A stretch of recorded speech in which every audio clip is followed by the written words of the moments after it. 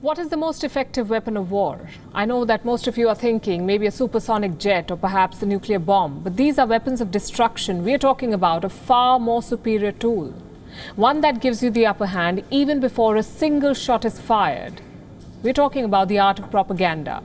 Just look at some of these posters. They're from the last century, during the World Wars. Back then, they had no internet, so thousands of these posters would be pasted around the country, and they had one objective: to evoke emotions, because no war is successful without public support, and public support is hard to win without propaganda. And this continues even today, not with posters, but on social media. Everyone has a perspective to share, everyone has an opinion. In these last few days, the conversation is focused on a certain demographic: children. They have been made the face of this tragedy. Now, let me make one thing clear. Murdering children is the most appalling war crime. There can be no excuse for it. So far, 58 children have been killed in these strikes, and when the dust settles, both sides must answer for this atrocity. But you know what's worse than killing these children? Using them as props in a war, milking their situation for propaganda, and it's happening. People are sharing pictures and videos of slain children, of hurt children. What purpose does this serve? Their families are forced to relive the trauma. There's no dignity in death for these children. Their pictures are beamed across the world. Why do people continue to do it? The most common answer is this: to reveal the true picture, to show the world how bad the situation is. But this is just an excuse. In reality, these children are being used as props. They're pawns in a grand narrative war. Let me give you examples, and we'll start with the ongoing conflict. Israel accuses Hamas of using children as human shields. Hamas accuses Israel of targeting schools and shelters. And then both of them make videos to evoke sympathy. Here's a video that shows a 10-year-old girl from Gaza. She's surrounded by a pile of rubble. Her eyes are brimming with tears. And what does one reporter do? Stick a mic and camera in her face.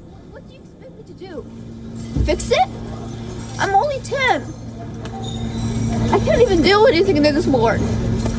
I just want to be a doctor or anything to help my people. I can't. I'm just a kid. I don't even know what to do. I get scared, but not really that much. I do anything for my people, but I don't know what to do. I'm just 10. I'm just 10. All of this, when I see, I literally cry every day, saying to myself, why do we deserve this? What did we do to this? My family said they just hate us. They just don't like us because we are Muslims. Why does Muslims act for you like that? We're just, you see all of the kids around me, they're just kids. Here's another one. It shows a 6-year-old being pulled out from the rubble. Her face is covered in gashes. Her parents are distraught, but social media is busy turning her into a poster girl. Why is this wrong, you could ask? Because it's a dangerous trend. Children, you see, do not understand politics. They do not understand war. The world should be shielding them from this trauma. Instead, some people are putting them dead in center, and we've seen this happen before in almost every conflict. Do you remember this picture? It was taken in 2016 in Aleppo. The boy you see is Omran Daknish. He was pulled out from the rubble after a Russian airstrike. Soon the picture was everywhere. At 5 years of age, this boy became the face of Syrian resistance. But here's the other side of the story. Omran now lives in regime territory. His family was always pro-government. His father says Omran was used as a propaganda tool by the rebels. Then there's this picture of Alan Kurdi, a Syrian boy who was fleeing to Europe with his family. Their boat capsized, drowning Alan and his brother and his mother. This picture was all over the internet. They say donations surged after it was released. But at what cost? Is advertising a 3-year-old's tragic death the only way to get people's attention? And what about consent? Do these children want to be poster kids? Let me show you another picture. The Afghan girl. They called her the third world's Mona Lisa. Her actual name is Sharbat Gula. She was clicked in a Pakistani refugee camp in 1985. For years, nobody knew her name or where she lived.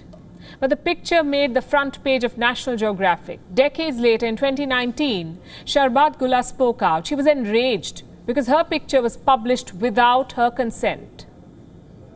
This is the reality of our times. Even children are fair game in propaganda. In 2001, when America launched their operation in Afghanistan, they dug up Sharbat Gula's picture. So in the 80s, she was used against the Soviet occupation.